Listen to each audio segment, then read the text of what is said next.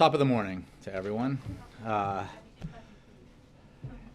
have to thank Cody Keenan, my fellow Irish American, for loaning me his tie, because I was a little thrown off. I had corned beef and cabbage on Sunday, and I forgot that today is the day that we are officially celebrating St. Patrick's Day here in Washington. As you know, the President has a bilateral meeting with the Taoiseach, Enda Kenny of Ireland, a meeting with the Northern Ireland delegation. He is attending also the Friends of Ireland luncheon on Capitol Hill, and there is a St.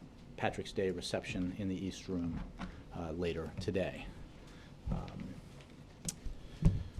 I also want to note that because of those remarks, we need to have a hard stop at 12 noon today. With that, I'll go to the Associated Press. Thanks, Jay. There are reports out of Damascus by state-run media that rebels have mounted a chemical attack that killed 25 people. The Russian Foreign Ministry is backing up those claims, saying that they're also dead. Wondering if what the administration has on that report. Jim, as you know, we have been very clear about our concern that as the Assad regime is increasingly beleaguered and finds its escalation of violence through conventional means inadequate, including the barbaric use of Scud missiles against population centers, that it will consider the use of chemical weapons against the Syrian people. This is a serious concern. I am not going to discuss intelligence, but it is important that as fighting in Syria intensifies and the regime becomes more desperate, that the United States and the international community make absolutely clear to Assad that the use of chemical weapons would be totally unacceptable. The President was clear when he said that if Assad and those under his command make the mistake of using chemical weapons or fail to meet their obligations to secure them, then there will be consequences and they will be held accountable. The international community is united on this issue, and the message to the Assad regime has been very clear. Does that mean that you have confirmation that there was indeed a chemical attack, no matter who it came from? We are looking carefully at the information as it comes in. I'm not going to discuss intelligence processes. All I can tell you is that this is an issue that has been made very clear by the President to be of great concern to us. There were some initial reports that this may have been propaganda. You're not saying that is propaganda on the part of the Again, Assad. I can tell you that we're looking carefully at allegations of CW use, chemical weapons use. We're evaluating them, but I have no further assessment to provide to you from here. On that point, it does raise the question, however, about how secure chemical weapons stockpiles are. Secretary Kerry warned recently about the ability of extremists getting access to those weapons. I was wondering if the administration, if the President is starting to think that arming rebels like the French and the British are doing, if arming friendly rebels, whether that would help our ability to make sure that those stockpiles remain secure. Well, I wouldn't. I would separate those two issues. First, to say that the issue of the possibility of chemical weapons use remains a great concern. You heard the President from this podium express his position when he said, quote, "The use of chemical weapons is and would be totally unacceptable." And his warning to the Syrian regime that, quote, "There will be consequences and you will be held accountable if the regime were to use chemical weapons." That's the first point. The second point is we are constantly assessing our programs of assistance to the Syrian people and to the Syrian opposition. And we evaluate them and the options available based on what we think will best serve our policy, and that is to help bring about a future where Syria is rid of Assad and that Syrians have the opportunity to build a country that is more democratic, more prosperous, and a stable country within the region. And that process continues. Our position is and remains that we will not, or we are not supplying lethal assistance to the opposition, but we are, of course, as you would expect, constantly evaluating and assessing our various assistance programs. Yep. If it's opposition or rebel groups that have used chemical weapons, as Russia has said, alleged, I appreciate it. how will I mean, but how, you've just said that the United States wants to hold Assad accountable for this. I mean, what? Yeah, I appreciate it, I should have made clear in my answer to Jim that on that specific allegation, we have no evidence to substantiate the charge that the opposition has used chemical weapons. We are deeply skeptical of a regime that has lost all credibility, and we would also warn the regime against making these kinds of charges as any kind of pretext or cover for its use of chemical weapons. So just so I'm clear, you don't think the United States does not think it's... Again, we are evaluating the charges that are being made and the allegations, consulting closely with our partners in the region and in the international community, but we have no evidence to substantiate that charge that the opposition has used chemical weapons. And this is coming as the president is heading to the Middle East. How much of his time during talks with leaders there do you expect will be devoted to this threat specifically? Well, there's no question that the president will discuss with the leaders of the region on this trip Syria. It is a high priority for the region and for the United States and our allies around the world. So that was always going to be, I think, a significant topic of conversation.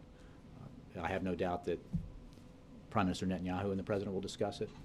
President Shimon Peres and the President will discuss it as well, and it will be a topic, I'm sure, in discussions with other leaders, King of Jordan, as well as the Palestinian leader, at least probably. So it's hard to assess in light of these reports and allegations at this point, you know, how that will affect the breakdown of conversations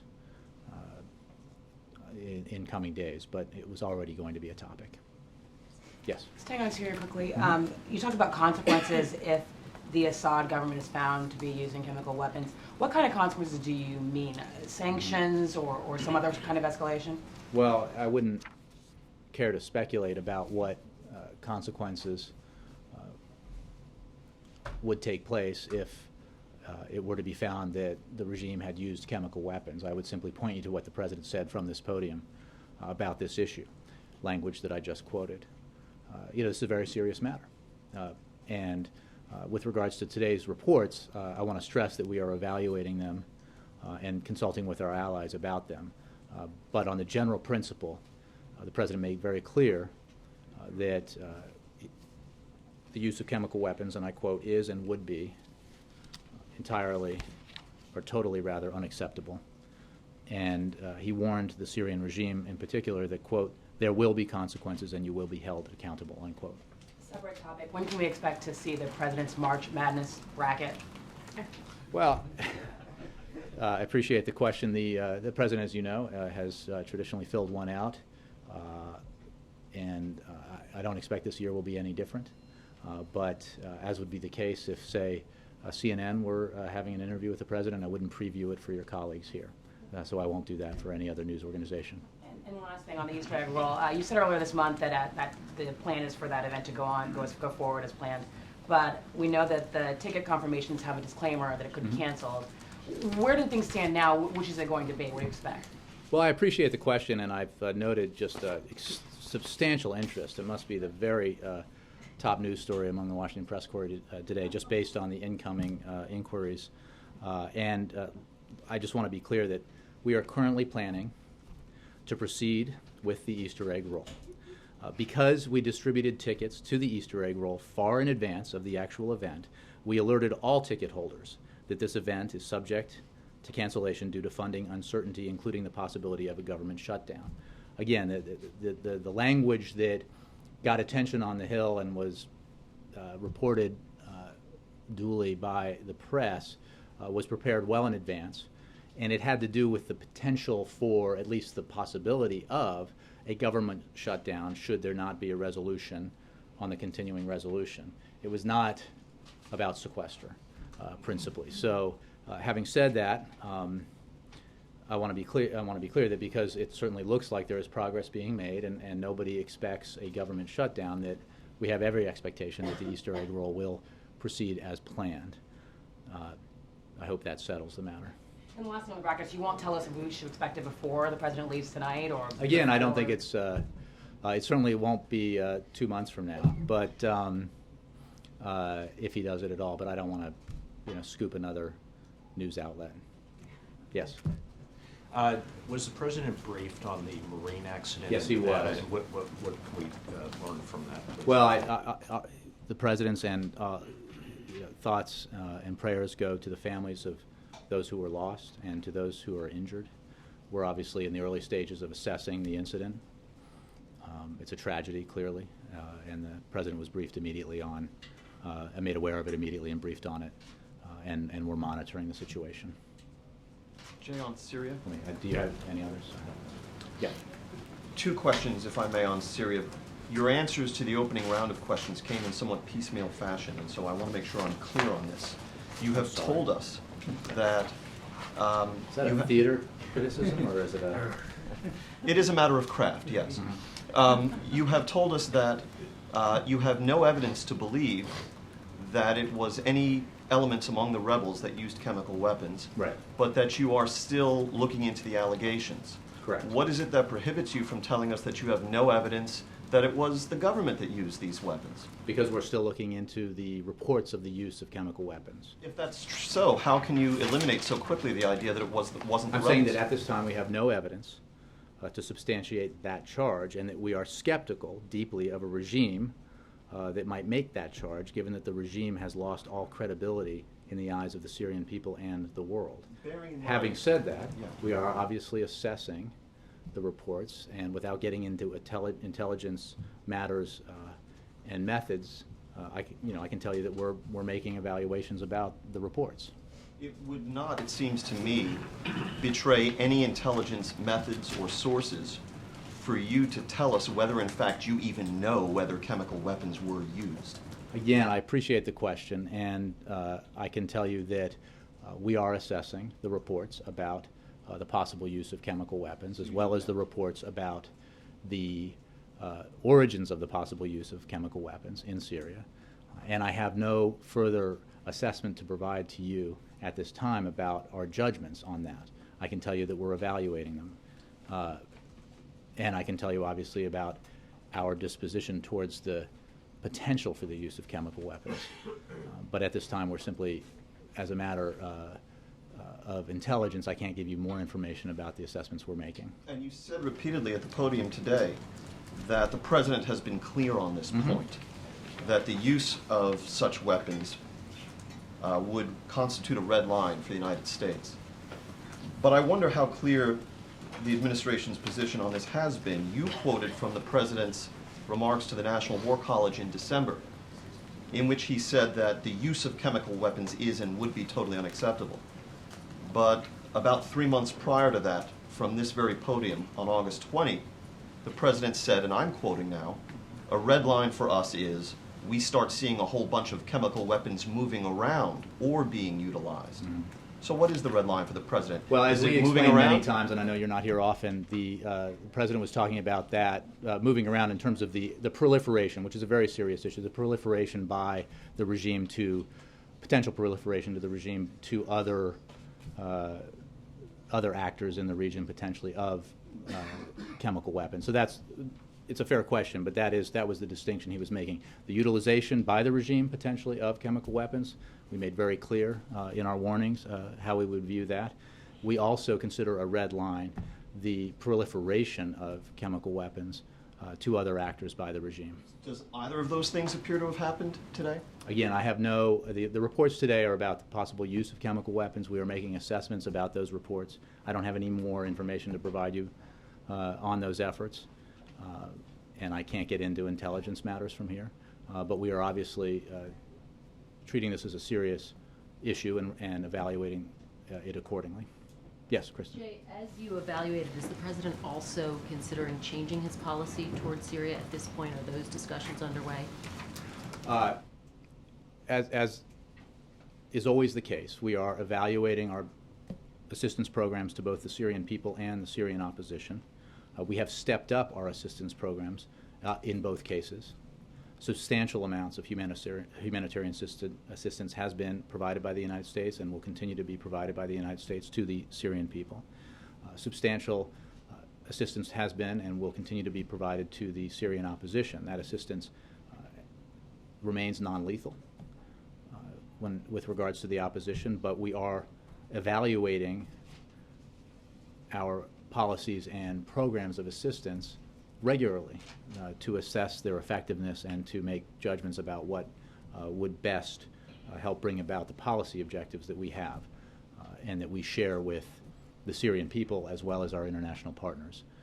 And that evaluation has been ongoing prior to the reports today, and I think I've answered questions about this similarly in the past when you and your colleagues have asked about whether we're considering changing our approach on lethal versus non-lethal assistance, for example. And I've made the point that our position is that we are providing only non-lethal assistance, but we are obviously constantly evaluating that aspect of our assistance as well as others. And going back to the CR for a moment, it sounds like you're confident that there will not be a government shutdown. Are you 100% confident that that won't happen? Well, the process continues in Congress towards funding the government and avoiding another unnecessary self-inflicted wound on the economy. We take heart in the indications that we've had from both sides of the aisle and from the leaders in the Republican Party that it is their intent to move forward with passage of a CR. The President has made clear that he believes that we need to avoid another manufactured crisis and that we should move forward with continuing resolution that continues to fund the government and does not allow for a government shutdown. So the Easter egg roll is entirely likely to continue and proceed. It doesn't appear as though the CR discussions include stopping the sequester or really mitigating it in a serious way. Should we assume at this point that the sequester will be in effect for several months, if not? Well, you know, it's a great question, and I've talked about how the President has approached his engagement with lawmakers, for example, Republican lawmakers, within the context of the fact that a decision was made, regrettably, about imposition of the sequester. A decision was made by Republicans not to entertain the idea of a temporary delay in the sequester deadline that would have been purchased with a balanced plan, much as it had been at the end of 2012. That decision was made. We would obviously welcome a change of heart by Republicans, but there's no indication from Republicans that such a change of heart is forthcoming. Therefore, we are engaged in conversations about the possibility of moving forward on broader deficit reduction in a balanced way that would both eliminate the sequester, if achieved, but also, beyond that, further reduce our deficit and bring us past the $4 trillion over 10 years goal that we've so many have identified as what we need to achieve. And that's what the current discussions are about. Now, the timeline for that, obviously, is a little prolonged because it involves regular order and the budget process underway in the Congress in both the House and the Senate, as well as the conversations and meetings that the President has been having with lawmakers and that lawmakers have been having among themselves. So it certainly looks as though the sequester will remain imposed for some time unless Republicans have a change of heart about the decision to impose it. It doesn't seem like there was a lot of urgency to prevent it from going into effect, and it feels like there's less now. It doesn't feel like there are. I think we made clear, and that we firmly oppose the imposition of the sequester. We tried to warn about the real-world effects that imposition of the sequester would have on middle-class Americans across the country, on our defense industries, and on our military posture, national security readiness. And those effects are being felt. And we obviously implored Republicans to consider the option of doing what they had done just 2 months before, which was to pass a short-term delay of the sequester that was balanced, that asked everyone to chip in, if you will, not just seniors and middle-class Americans, but the well-off and well-connected. There was adamant refusal to do that. The sequester was imposed, and we're now seeing the effects, including, I think, a story that I found particularly striking out of Indianapolis an Associated Press story about one school district where a lottery had to be imposed on Head Start families, and if you lost the lottery, your child was withdrawn from the Head Start program almost immediately because of sequester. Roger. Back to the CR for a moment. Is there, as it stands today, and I know the process is not complete, but does the White House see any objections to the CR as it stands right now? You know, we're monitoring it. We're encouraged by the progress. I don't want to prejudge the final outcome. We believe that both sides seem inclined to avoid a shutdown, and that is a good thing, and to avoid using the CR to provoke a confrontation that could lead to a shutdown. But the work is not done, and so I will not make a final assessment about it. But we remain hopeful that members and leaders of Congress agree with the President or are like-minded in that they do not believe that this is a place where we should have another manufactured crisis that negatively affects our economy and the middle class. And one other one, the leaders in the pool spray this morning both made a reference to the proposed U.S. transatlantic trade pact negotiations. Does the White House have to notify Congress of its intent to start such negotiations? And provided my memory, have you done that yet? I will have to check. Roger, I confess I do not know the answer to that question and will not venture to guess. Ari, how are you? Hi, thanks. Any reflections from the White House on the 10th anniversary of the Iraq invasion? I would simply note that over the past 10 years, or certainly leading up to the final withdrawal of U.S. troops from Iraq, our men and women in uniform, as well as our civilian personnel, sacrificed on our behalf enormously and fulfilled every mission that was assigned to them bravely and courageously, well, bravely and heroically.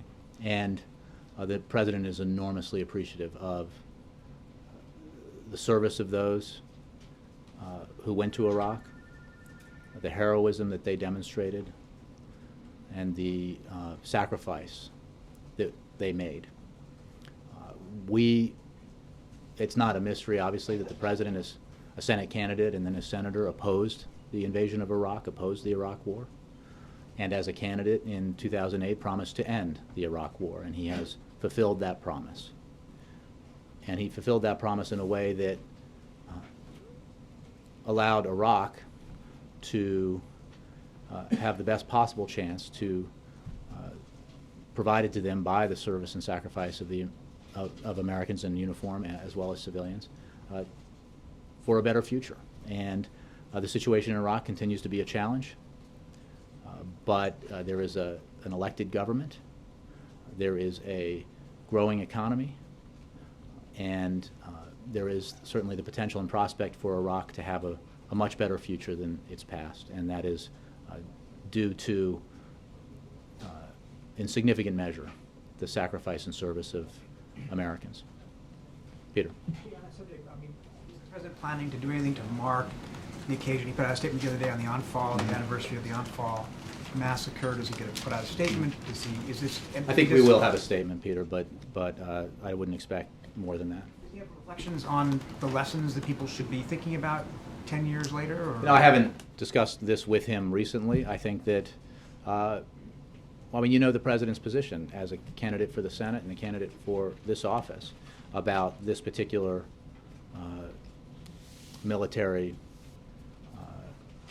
policy. And I think he said at the time as a candidate for the Senate that, war is necessary sometimes, but not all wars are necessary. It's a paraphrase. And that this one, in his view, was not. But that in no way should take away from his extremely strongly held view that the Americans who were sent over to serve their country in Iraq performed heroically and at a level of professionalism that has never been seen before. And it is because of their service that Iraq has the chance, and the Iraqi people have the chance for a better future. And he's enormously grateful for that service. The last question on this is do you think the administration is doing enough right now to ensure that future? A lot of people in Iraq feel like America has abandoned them or not paid attention or not been active enough in the last 2 years.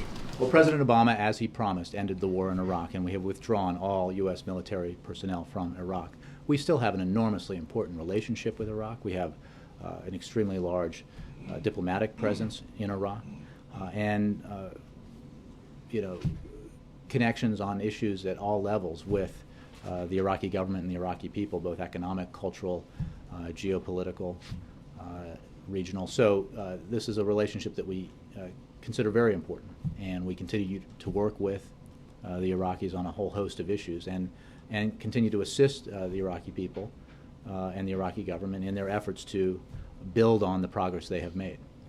But there is no question that the President made a commitment to end that war, and he ended it.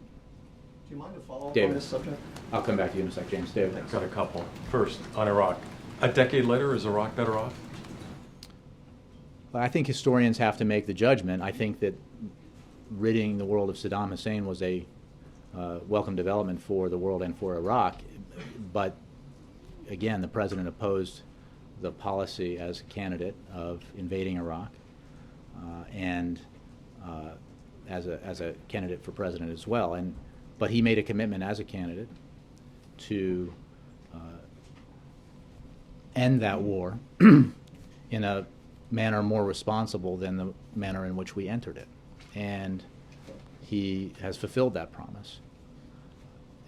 The Iraqi people are a proud and capable people, and they have an enormous potential for building a future for that country with the assistance of friends and partners in the international community that is far brighter, not just in the past, but even the present. And we remain committed to that relationship and to assisting Iraq in that effort. But it was entirely the right thing to do to wind down and end that war. A money question. GAO recently issued a report about federal buildings that are unused or underused, 77,000 of the buildings that they actually track. And it costs taxpayers more than $1.5 billion every year just to operate these buildings. Why are we spending $1.5 billion to operate buildings we don't need? It's an excellent question, which is why in 2010, President Obama set an ambitious goal for his administration, and that was to eliminate $8 billion in real estate costs by 2012. And federal agencies have beaten both of these goals. In other words, they eliminated more than $8 billion prior to the completion of 2012. The administration has also put forward an aggressive proposal that would further these efforts by expediting the process to dispose of additional high-value assets.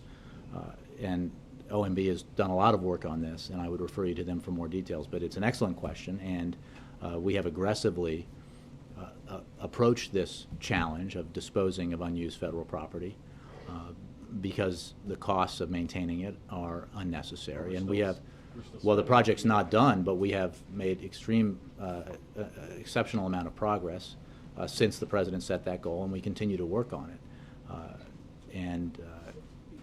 We need to be as efficient as we can, and this is one of the reasons why the President set that goal. It's one of the reasons why the Office of Management Budget has continued to work on it. It's not an issue that gets a lot of attention, and I appreciate the question because it's a worthwhile effort as part of the President's overall approach to making government more efficient and finding savings where he can. John Christopher. Oh, and sorry, James, I did say I'd come back to you. Did you have some? Yeah, I did. Yeah. Just to follow up on the discussion of the Iraq War, none of us wants to plunge ourselves into counterfactual histories about what if. And so all we have is the record of what did occur. And when you stand here and tell us that Iraq today now has the option for a chance for a much better future than her past, that is, as a matter of factual history, only possible because President Bush decided to launch this war and send all these heroic servicemen and women into this mission. And so if credit is due to those servicemen and women, it seems to me a matter of logic that some credit would also be due to President Bush and his advisors, and that on this occasion, do you not see it that way?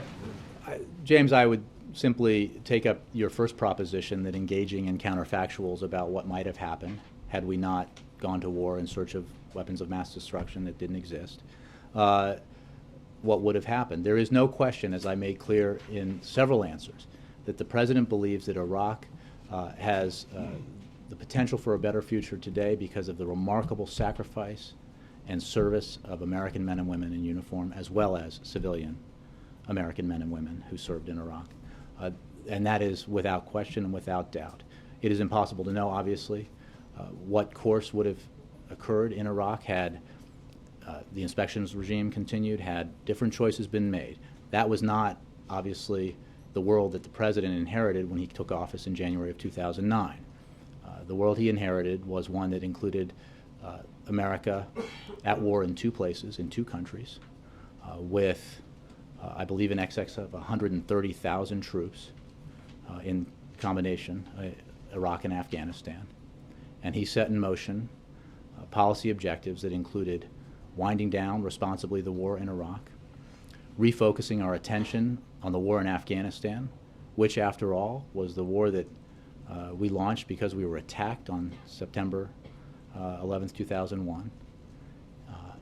He did both, and he is now, having ended the war in Iraq, winding down the war in Afghanistan. So it really is. All these questions are very interesting, and I think the anniversary is an appropriate time to begin asking them. But I think historians will make the assessments about the policy judgments made by the administration that was in power at the time. The President had very clearly stated views as a candidate for Senate and very clearly stated views as a candidate for President that were judged and evaluated by the American people. He had very clear policy positions that he promised to implement if he were elected, and he has done so. But it sounds to me, listening to you, that for what you called the quote-unquote welcome development of Saddam Hussein being gone, you are unwilling to accord President George W. Bush even a single iota of credit for that development. Well, I'm happy to do that, James. I think the focus on doing that is unique here in this briefing, but there is no question that Saddam Hussein was removed from power thanks to the military efforts of U.S. armed forces, and they were sent to Iraq by President Bush. So obviously there's a causal relationship, and to the extent that credit is due to him for that. That does not change, I think, assessments made by this president as a candidate or by many others on this day, 10 years after, about the judgments made to go to war in Iraq and to invade the country. And Americans obviously will continue to have differing views on this, appropriately so, and this will be a matter of discussion and debate for a long time, I expect, in Washington as well as in classrooms and among historians. But the President's views as a candidate and as President are very clear. His commitments when it comes to policy have been very clear, and they have been followed through on. And he believes that when he promised the American people to end the war in Iraq, he owed them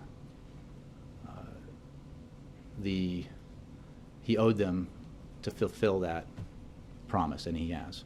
Yes, April. Jay, the most recent recession blamed in part on the financing of the war in Iraq. Is there any tentacle from the financing of the Iraq War that affects this current economic situation that this country is in? Well, I'm not sure. Just to be clear, I think the record deficits that President Obama inherited were in part due to the unpaid for wars that he inherited. I'm not sure that the recession itself, economists would have a better assessment, was caused by the spending on those wars. There's no question, war or wars, there's no question that to go back to my first point, that the record deficits that President Obama inherited when he took office in the midst of a financial collapse and what would become the Great Recession and threatened to become a depression, contribute to our fiscal challenges today, no question.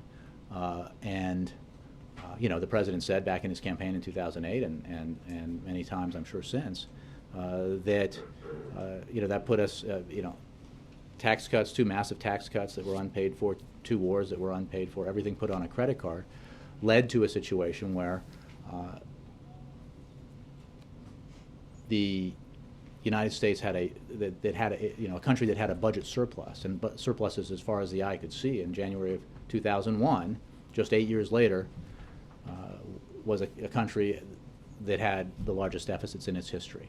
So, that again, much as an answer to James's question, the president took office, and these were the facts that he had to deal with, both in terms of the financial crisis, the deficits he inherited, and the wars that were ongoing when he took office. And he applied his best judgments in dealing with all of the challenges that this country faced, and the American people obviously will and have made their assessments about those decisions, and historians will make assessments into the future, as will journalists. So let me clarify, because I'm hearing things, but I'm not getting an answer. I'm sorry. Really? So I'm sorry. That was pretty good, But right? It was pretty good for you. As a matter of craft, it was clearer than the Syria answer, right? Oh, so you recognize that No, you no, spent I'm just having some fun here. All right. So you're saying indirectly that the president is dealing with deficits now? I'm simply, I apologize, I just wanted to make clear that I'm not sure economists would agree that the recession was caused by the profligate spending in the previous administration. I said in part. Well, again, that would be for economists to decide. There is no question that the deficits the president inherited, which have exacerbated the fiscal challenges that we face, were due to, in part, the unpaid for spending on the war in Iraq as well as the war in Afghanistan. So I'm talking about now. So you're saying that No question. deficits, okay, thank you. Donovan. Thanks, Jay. And then Jonathan and John Christopher. Yeah. Two quick things. Another clarification, if I could, on Iraq. Are you saying that Iraq is better off now, thanks to the war, but you're going to leave the judgment about whether it was a good idea to make them better off to historians? Well, the president, no, that's a slightly altered way of explaining what I said. The president's position on whether or not the United States made a wise decision to invade Iraq 10 years ago was clear and remains clear. He does not believe that was the right choice. Did not believe then, and his position has not changed. What is absolutely the case is that our men and women in uniform, the most professional military that the world has ever known, when given an assignment, regardless of whether the assignment was the right policy choice or not, fulfill their mission and do it heroically and professionally. And that is the case with regards to Iraq, and it is certainly the case with regards to Afghanistan. That is the point that I'm making. So the fact that Iraq is in a place, as difficult as its challenges remain, where it has the potential for a better future, is due in no small measure to the sacrifice and service of American men and women. It is also obviously due to the courage and perseverance of the Iraqi people, and we should note that. But my point was, the president has made his judgments clear about the invasion. Historians will, and the American people will, over the years, make their own judgments. As president, he entered office when there was still an enormous number of troops in Iraq, and he set about ensuring that we gradually wound down our presence there, our military presence, in a way that made the sacrifice that had been given there,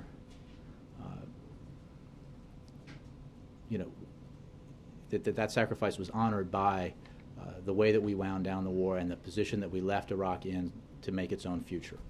To make its own future without our military assistance, but obviously with our continued civilian presence and the assistance of the United States and international partners moving forward. Thanks. And finally, on Sylvia Matthews Burwell, the president has asked Jeffrey Zients to stay on until she's confirmed, and she was nominated a few weeks ago. Does he anticipate any issues with her confirmation, or does the White House? No, we don't. We believe that Sylvia Burwell is enormously qualified and will be confirmed by the Senate without problem, although that's what we believe it's the Senate to decide, and I defer to the Senate. But it is the case that confirmations take a certain amount of time, even when they're smooth, and this is an enormously important agency, especially at this time, and the President has asked Jeff Zients to continue as acting director of OMB. He has been just an enormously valuable player on the President's economic team. He has served twice as acting director of OMB. He has served as deputy director, and his first job in the administration was as chief performance officer. He brings a unique set of talents and wisdom to this job, and the President appreciates his service and his willingness to continue as acting director very much indeed. Thanks, Jim. John Christopher, I owe John Christopher, and then I think we got our 10th anniversary sequester combo question. How concerned is the combination platter. Yes, combination. How concerned is the President that 600,000 Iraqi and Afghan war vets have been waiting more than 125 days for their backlog benefits? This issue is of enormous concern to the President. He has made clear to Secretary Shinseki that he wants this problem addressed. I think it's important to step back and look at the issue of the backlog and acknowledge that there are a number of contributing factors to it. The ending of 2 wars has increased our veteran population and increased the population of those who depend on VA services. The President obviously believes that ending these 2 wars is the right policy. It is also true that decisions made by this administration to expand the universe of people whose afflictions are covered by VA services was absolutely the right thing to do for our veterans, and that includes Gulf War syndrome and exposure to Agent Orange, as well as post-traumatic stress disorder. And the fact that in expanding the realm of services and the number of people for whom those services are available, that fact has obviously contributed to the backlog. However, it is absolutely the President's position that we need to aggressively address this problem, and he has made clear to Secretary Shinseki that he wants this addressed. He is getting weekly updates on the backlog and progress made on the backlog because he believes it is absolutely our responsibility as a nation to make sure that we're doing right by our veterans. I got to run. It's 12. Thanks, Jerry. See you guys. Thank you. For those who are traveling with us, we'll see you there. Thanks.